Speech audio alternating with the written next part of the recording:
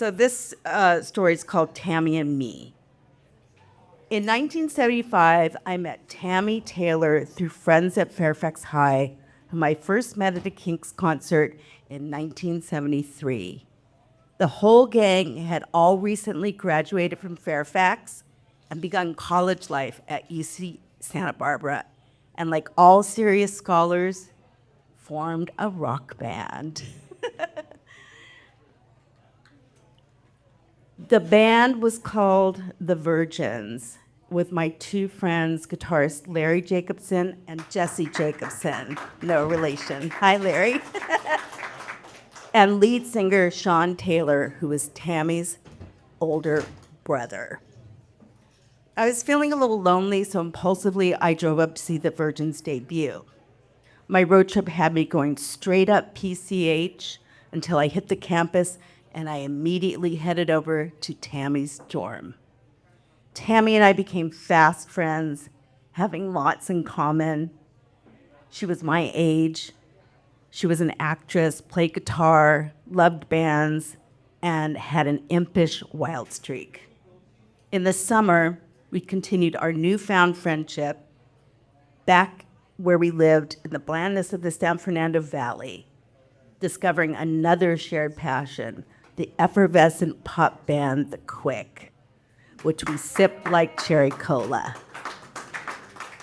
We often watched them rehearse at a funky flea-bitten trailer, which we didn't even notice due to our devotion to the band and their music.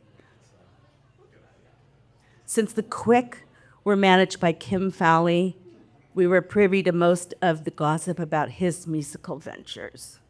Hot off the press, the Runaways fire Fowley, and he's down in the dungeon of his Frankenstein lab manufacturing a new formula, a punky new wave boy-girl band, and they would be called Venus and the Razor Blades.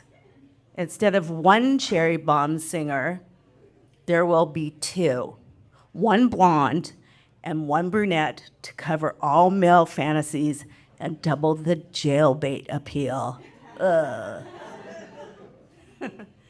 Fowley would be holding auditions, and that although trying out for the Runaways was a fail for me, I figured it couldn't hurt, but this time with Tammy and her guitar by my side.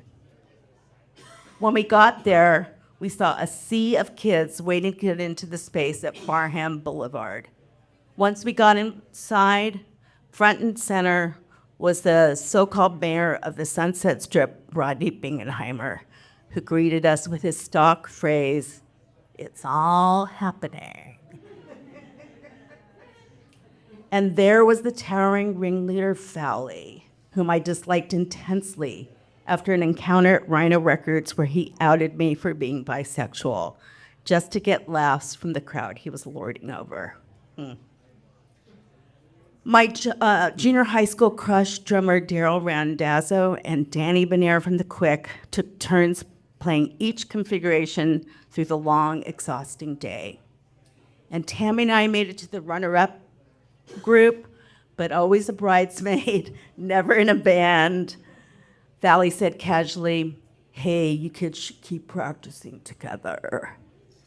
Mildly amused, we left, but in my heart, I knew we had dodged a bullet. What follows is the grandest adventure Tammy and I experienced throughout our friendship.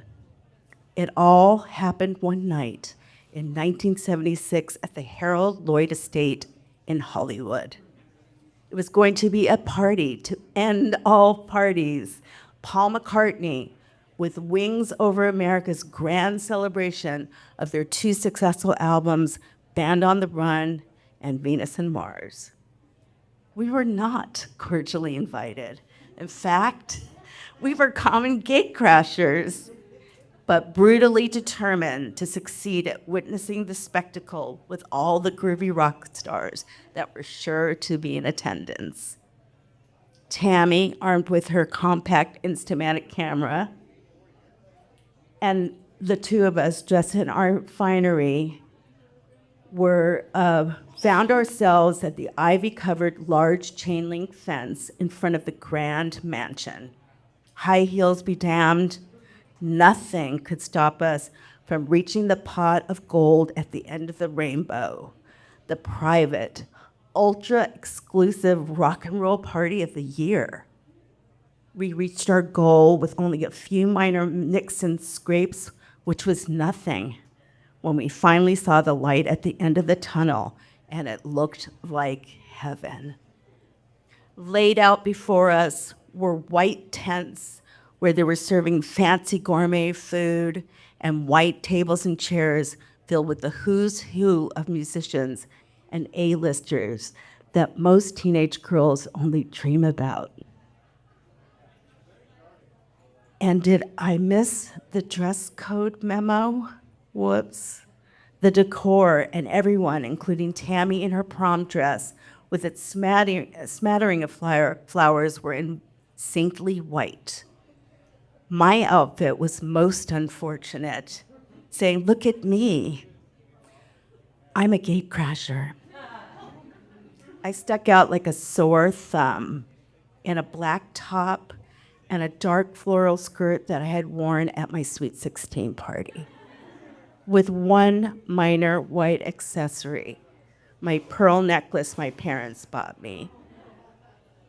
The celestial celebrities in all their glitz and glamour were as follows: Ricky Nelson and Kristen Nelson in white satin, David Cassidy with a sparkling white smile was hip in white jeans and a white Henley t-shirt.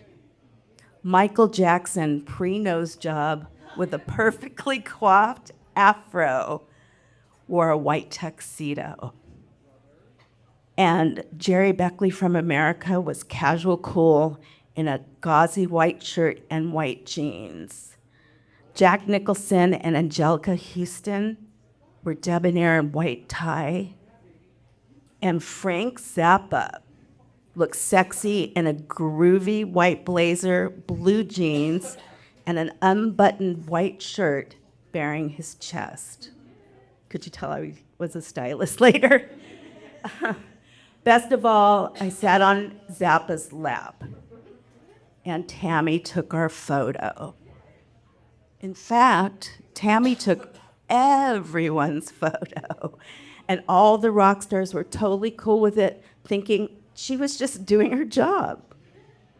We got to see part of the dinner show with the Nelson Riddle Orchestra and also magician Carl Ballantine. Tammy and I were beside ourselves, taking in the panoramic view when we went into the mansion as I needed to use the loo.